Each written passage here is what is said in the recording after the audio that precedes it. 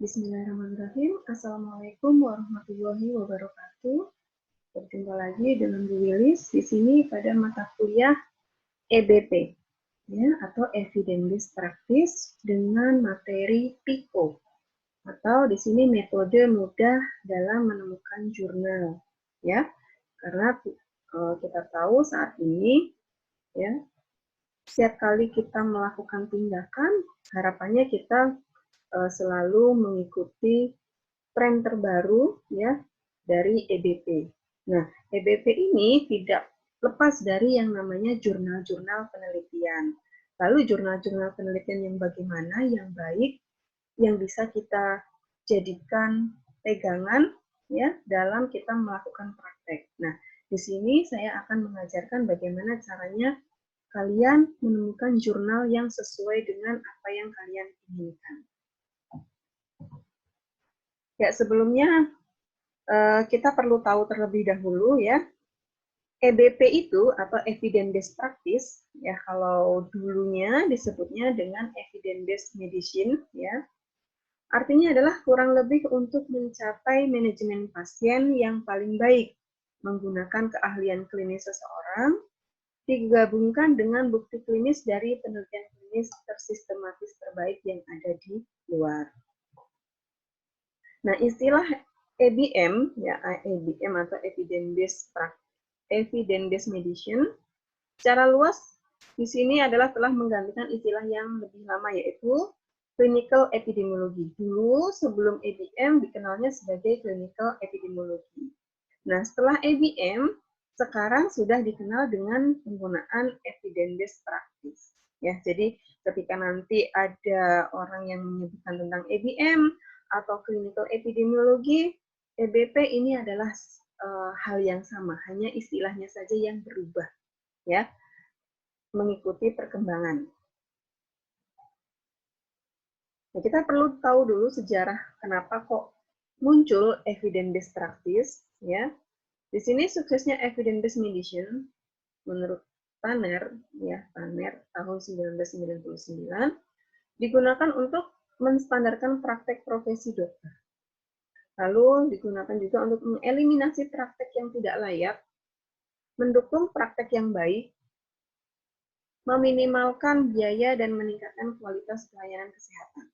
Nah, sejarahnya kenapa bisa terbentuknya Evidence Based Medicine atau Evidence Based Practice adalah ini, ya, digunakan penelitian-penelitian digunakan untuk menstandarkan praktek profesi dokter dan lain hal. Nah, inilah yang nantinya disebutlah yang namanya Evidence Based Practice. Ya, Evidence Based Practice menurut Greenberg dan Taylor tahun 2006, ya, dalam bukunya Kelly tahun 2011, Evidence Based Practice adalah penggunaan bukti untuk mendukung pengambilan keputusan di pelayanan kesehatan. Dan menurut Melnick dan Finet-Overhout, ya, tahun 2011, Evidence Based Practice in Nursing adalah penggunaan bukti eksternal, bukti internal, ya, serta manfaat dan keinginan pasien untuk mendukung pengambilan keputusan di pelayanan kesehatan. Ya, perlu kita tahu bahwa pengambilan keputusan di dalam lingkup kesehatan ini tidak semena-mena, tidak asal-asalan, ya, tetapi harus sesuai dengan adanya penelitian-penelitian terbaru yang paling bermanfaat dan mengurangi angka kecacatan pada pasien dan juga kepada semua pihak, ya.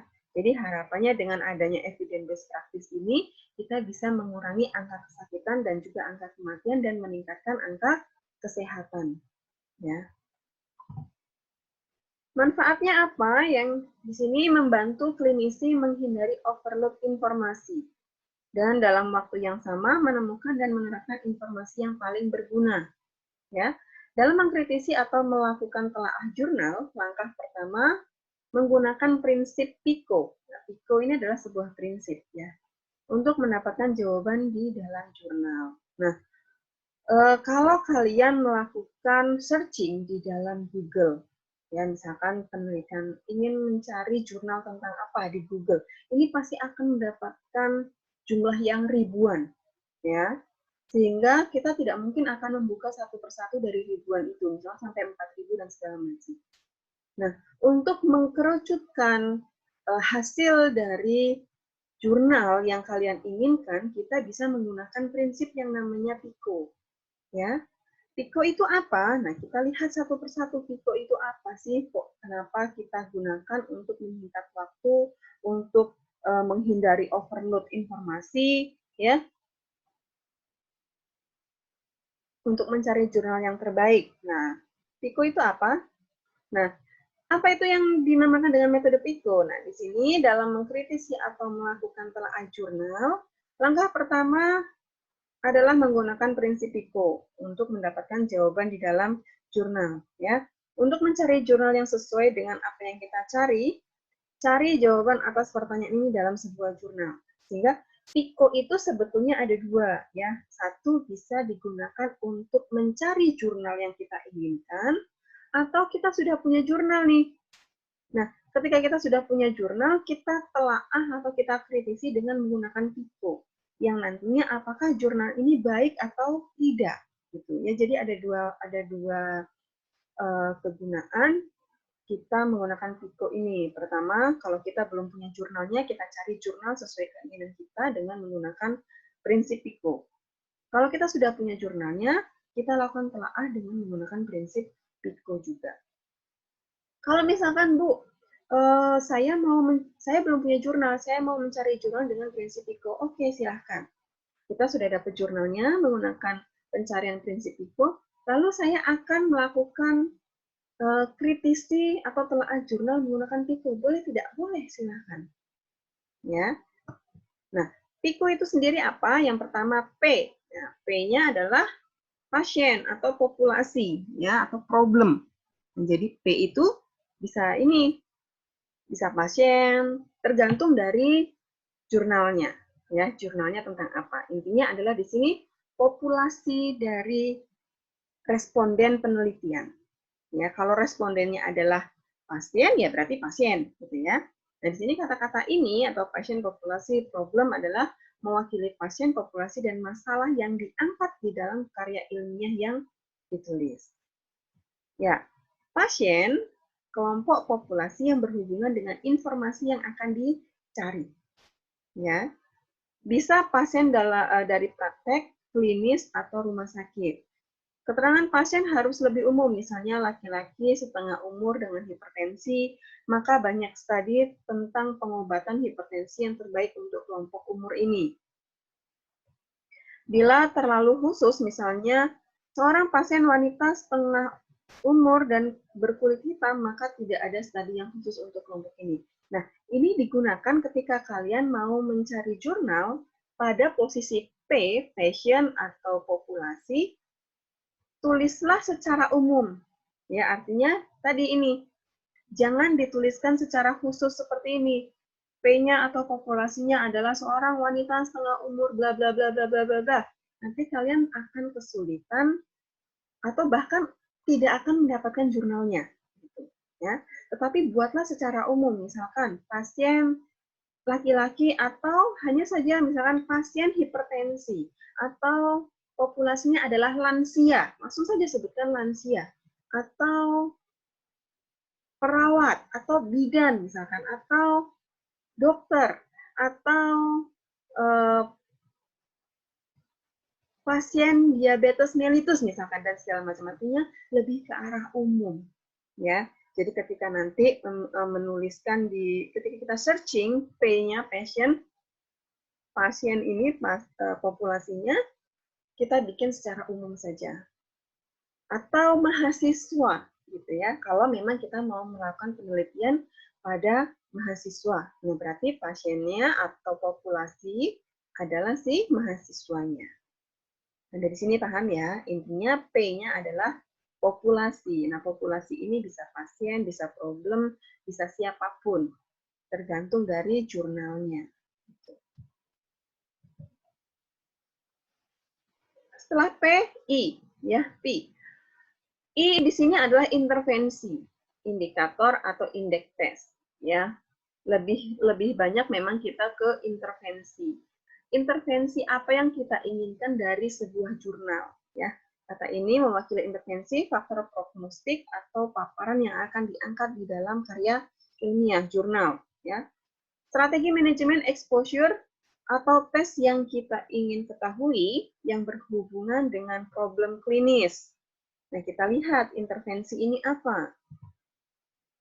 Bisa terapi obat, pembedahan atau diet, paparan, ya mungkin kalau paparan kita lebih memang ke arahnya negatif ya, atau lebih ke arah yang merugikan.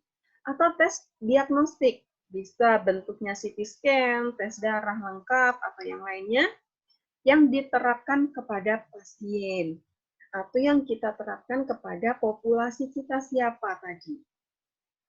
Ya, bila yang ditanya adalah penyebab penyakit atau faktor risiko, timbulnya kematian prematur, maka yang dicari adalah bagian etiologi.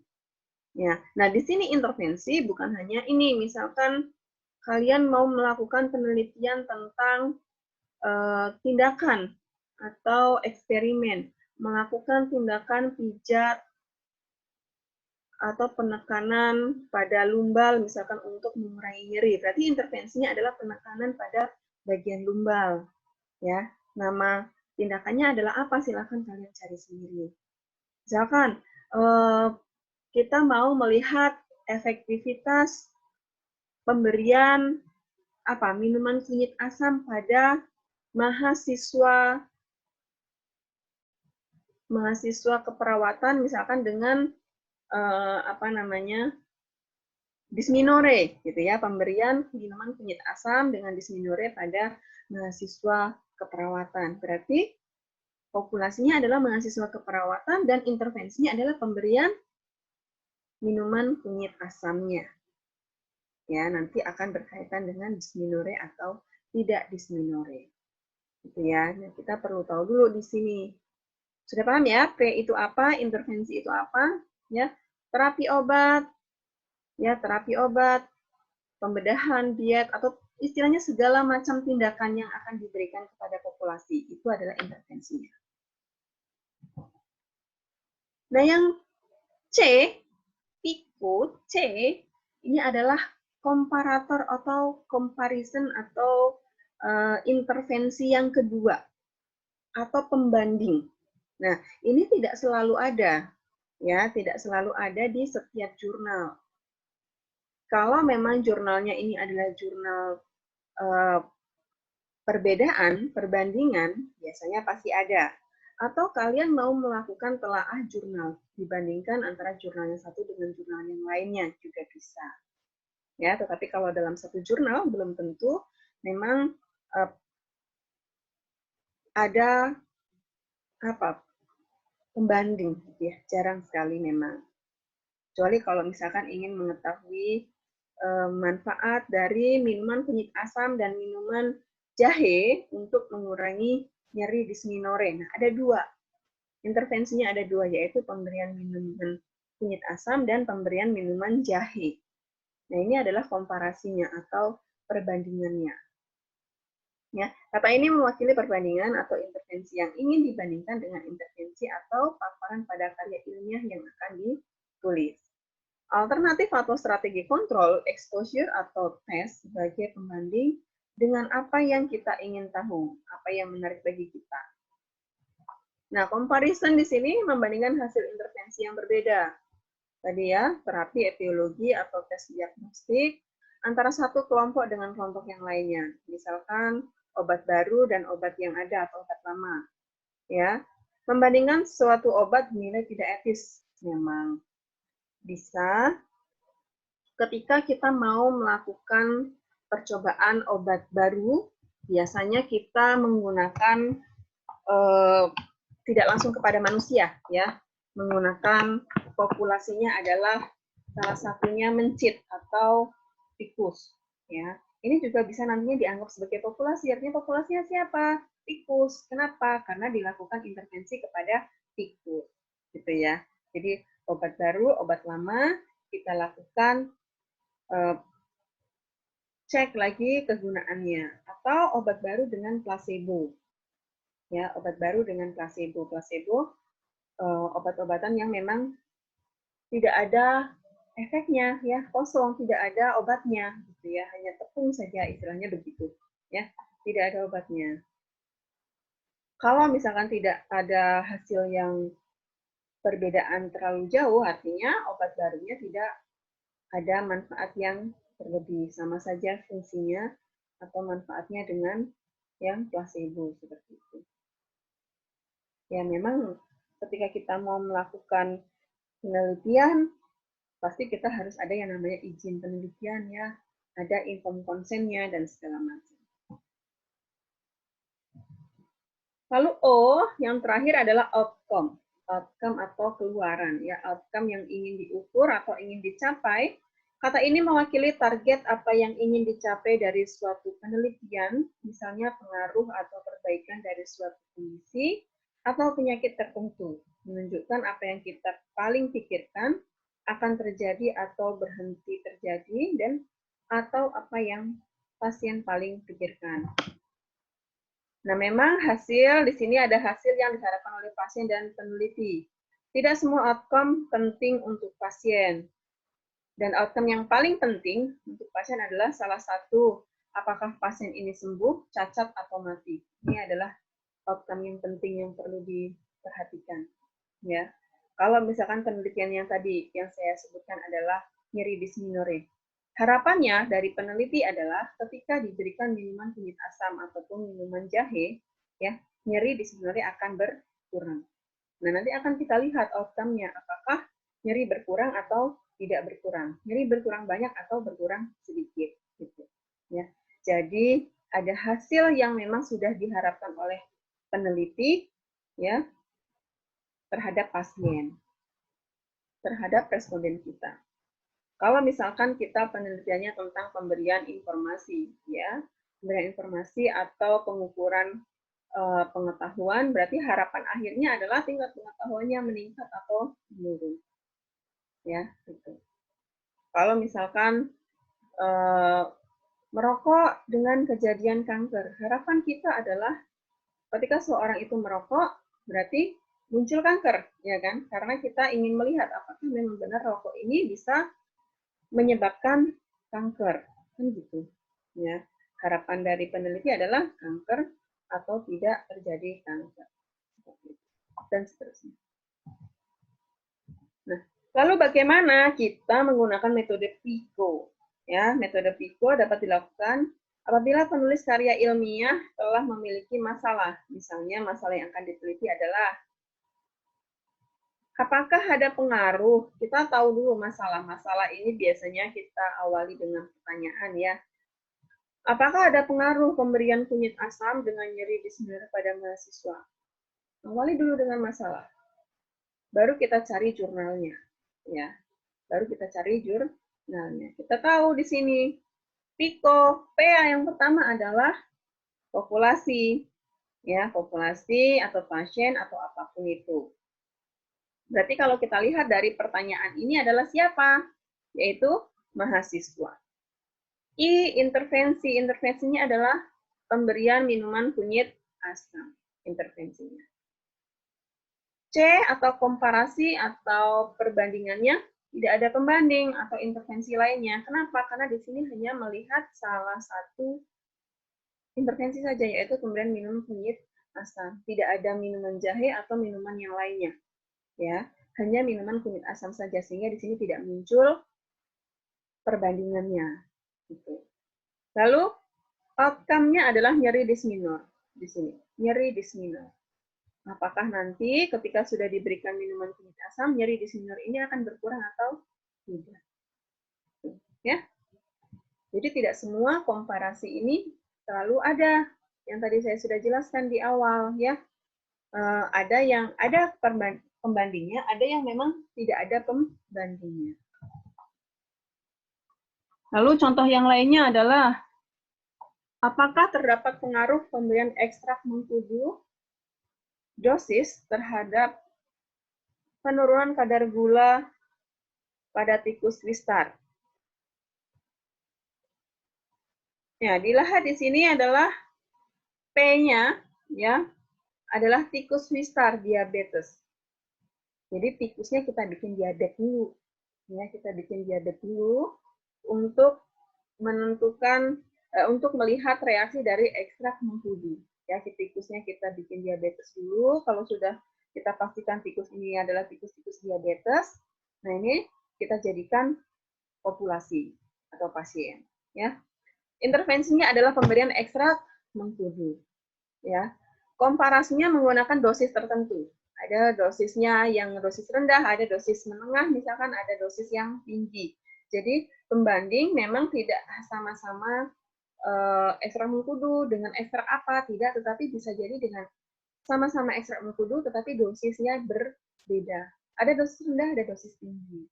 Kita berikan kepada tikus yang diabetes, bagaimanakah outcome-nya penurunan kadar gulanya.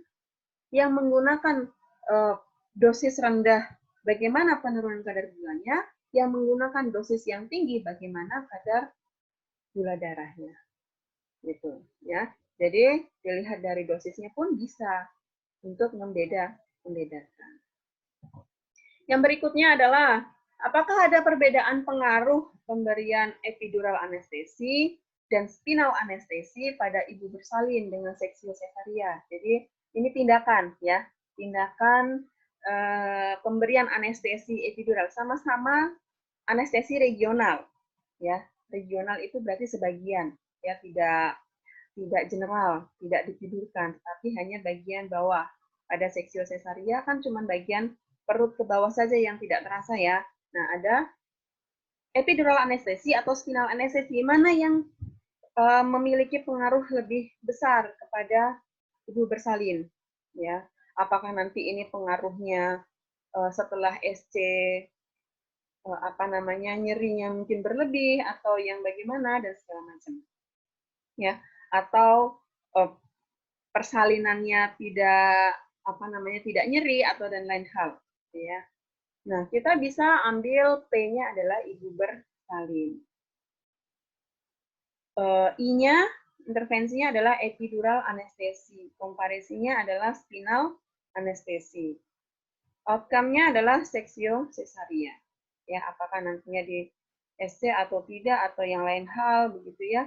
Kalau spinal anestesi memang kita lebih ke arah seksio sesaria, tetapi epidural ada yang seksio sesaria, ada yang lahir secara normal ya.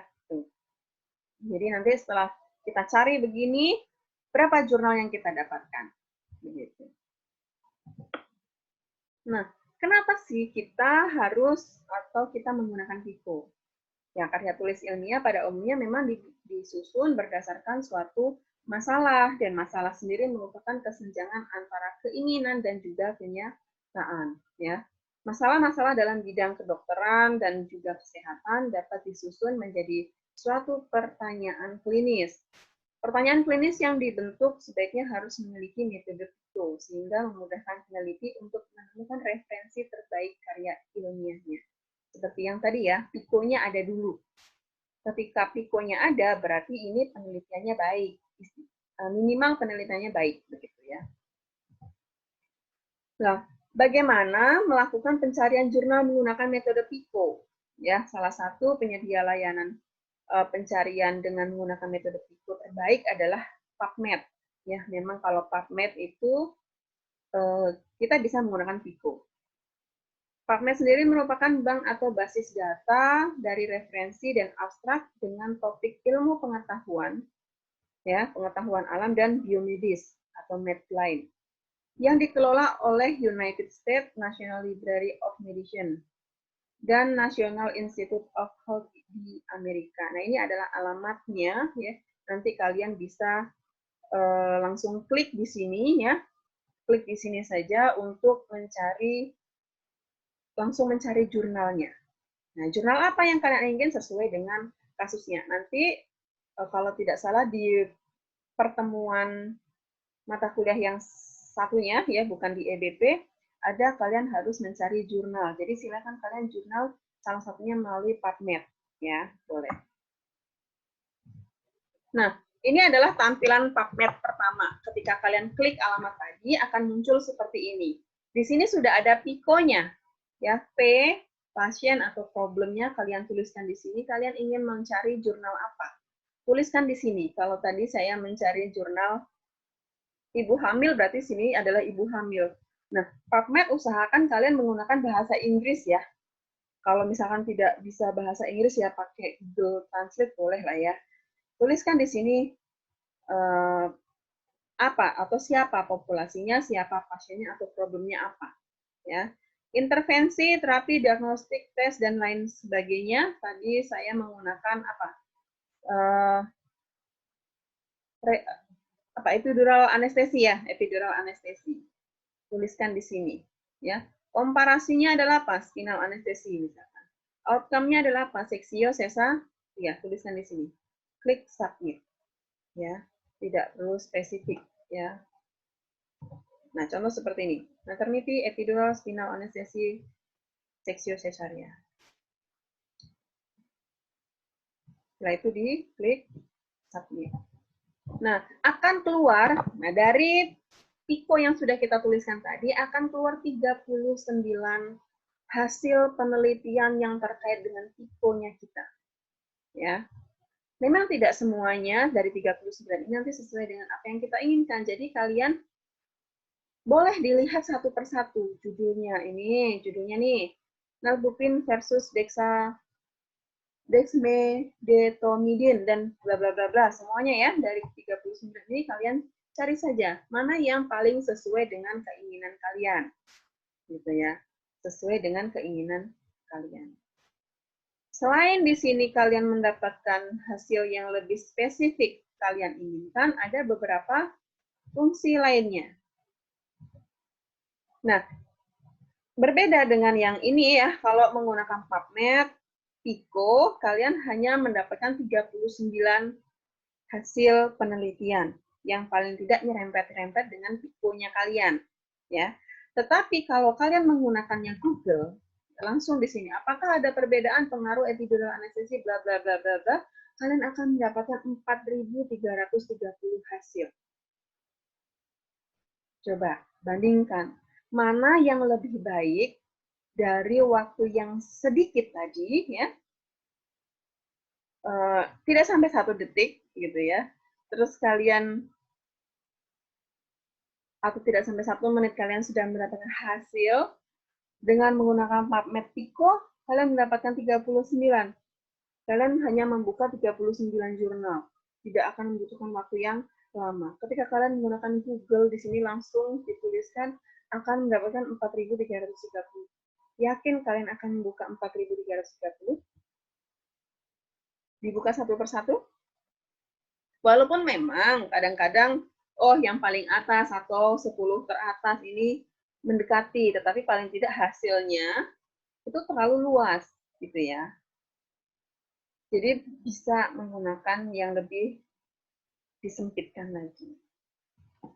Atau kalau memang menggunakan Google, ada yang namanya Google Scholar, ya.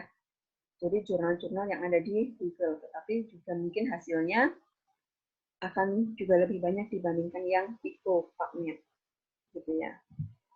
Nah, menggunakan PICO PubMed di sini selain mengurangi jumlah pencarian jurnal yang lebih spesifik, ini juga memberikan beberapa kemudahan, yaitu pada tombol-tombol yang muncul di bagian bawah tulisan tadi. Contoh, tombol TBL nih yang ada di bagian bawah, ya, akan menampilkan kesimpulan dari jurnal tersebut. Jadi kalian tidak perlu membuka semuanya, kalian hanya buka ini dulu. Kesimpulannya apa sih? Atau kalau tidak mau lihat kesimpulannya, ini kan kesimpulan kan hasil akhir ya. Hasil akhir dari penelitian ini apa hasilnya? Nah, atau yang abstrak. Abstrak tentu saja akan menampilkan abstrak dari jurnal yang dimaksud atau intinya, rangkumannya, gitu ya.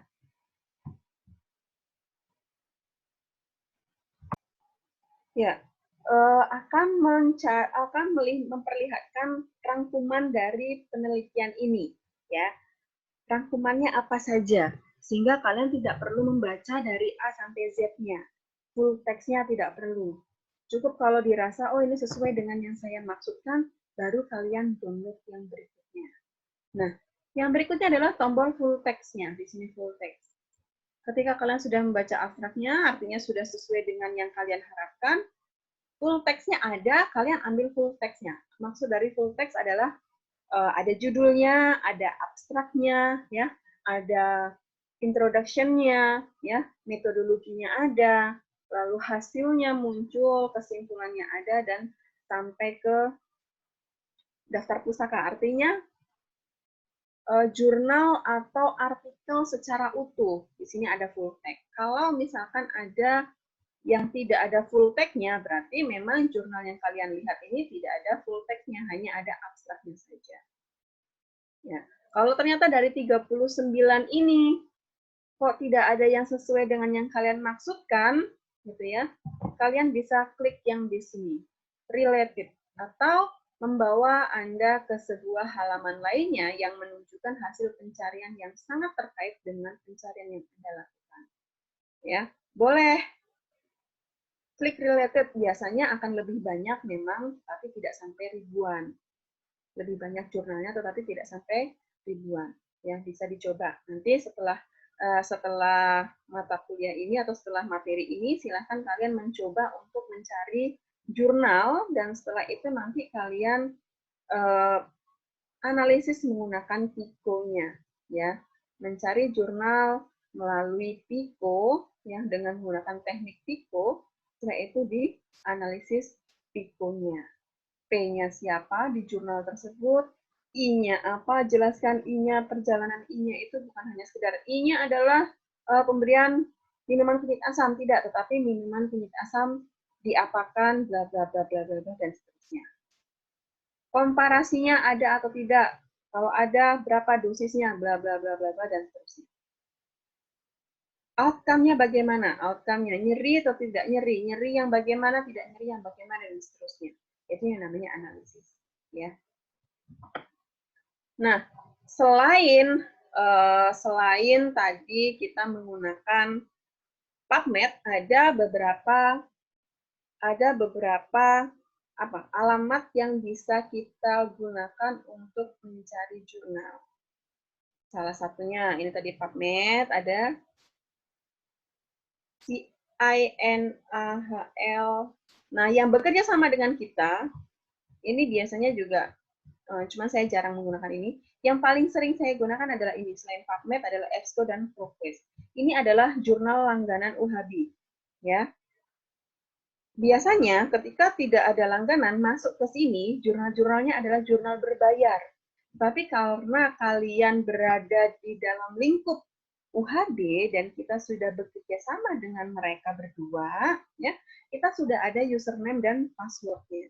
Ya, username EBSCO dan password EBSCO-nya. ProQuest, username dan password-nya. Jadi silakan ketika nanti kalian masuk ke sini jurnal-jurnal ini, biasanya akan mendapatkan jurnal-jurnal dengan kualitas yang baik, ya, karena masuk ke jurnal EBSCO dan ProQuest ini juga mereka berbayar dan benar-benar dipilih, gitu ya, sehingga kalian akan mendapatkan jurnal yang terbaik dengan cara memasukkan username dan password ini, ya. Jadi silahkan nanti dicoba untuk mencari jurnalnya. Sampai di sini ada yang mau ditanyakan? Oke, saya akan memberikan contoh tentang analisis Pico, ya. Setelah kita mendapatkan jurnal, kita lakukan analisis Pico. Hanya sebentar saja, sedikit saja contohnya. Yaitu di sini. Oke, kita lihat di sini analisa Pico. Ini bukan punya saya ya, jadi ini hanya sebagai contoh analisa Pico dengan judul jurnal yaitu Image Quality Assessment in Panoramic Dental Radiography, a Comparative Study between Conventional between Digital System. Jadi di sini ada komparatifnya. Penulisnya adalah Akmal Sabarudin dan Yu Jin Tiao. Ini sepertinya memang mahasiswa dari Indonesia tetapi yang kuliah di Malaysia, ya. P-nya, nah setelah kita dapatkan judul jurnal tadi ya, P-nya, problemnya atau pasiennya adalah atau populasinya adalah penggunaan radiologi konvensional di kalangan praktisi kesehatan. Ini adalah problem. Berdasarkan beberapa jurnal menyebutkan kualitas dari hasil gambar radiologi digital lebih baik, katanya begitu.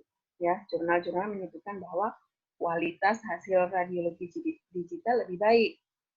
Nah, perbandingan kualitas dari hasil gambar akhir diagnostik radiografi panoramik gigi antara sistem konvensional dan digital. Jadi, ingin dilihat, katanya yang radiologi digital ini lebih baik, benar nggak? Gitu ya. Akan kita lihat dengan yang sistem konvensional. Intervensinya adalah sebanyak 54 gambar panorama dikumpulkan dan dibagi menjadi 3 jenis, yaitu konvensional, digital dengan tahap akhir gambar, dan tanpa tahap proses akhir gambar. Untuk menganalisis hasil gambar radiografik dibagi menjadi 6 zona, 1 sampai 6. Ya. Komparasinya adalah perbandingan gambar diagnostik sistem radiologi digital dan konvensional. Ada 2 tadi ya, digital dan konvensional. Lalu O-nya, outcome-nya adalah radiografi digital belum sepenuhnya menggantikan radiografi konvensional. Hasil gambar yang dihasilkan oleh sistem panorama digital menunjukkan kualitas yang lebih baik dibandingkan sistem panorama konvensional. Walaupun lebih baik, tetapi tidak menggantikan secara utuh radiografi konvensional. Ini hasil dari penelitian atau hasil dari penelitian yang dilakukan oleh Bapak Akmal tadi ya. Lalu dituangkan di dalam jurnal, kita telaah seperti ini, hasilnya adalah begini. Nah, nanti ketika kalian sudah mendapatkan jurnal, saya minta kalian telaah seperti ini. Ya, P-nya ada atau tidak? Iya, tidak. Lalu P-nya siapa? Problemnya apa? Atau pasiennya siapa? Populasinya siapa? Gitu. Ya. Kalau ini memang populasinya bukan manusia, tetapi memang ke hasil dari foto radiografi konvensional dan foto hasil radiografi digital. Ya. Nah, di sini pertanyaan Pico-nya adalah apakah kualitas hasil akhir gambar radiografi pada sistem panorama digital lebih baik dibandingkan sistem panorama konvensional? Ini adalah Pico-nya. Oke, itu contoh ya. Jadi kita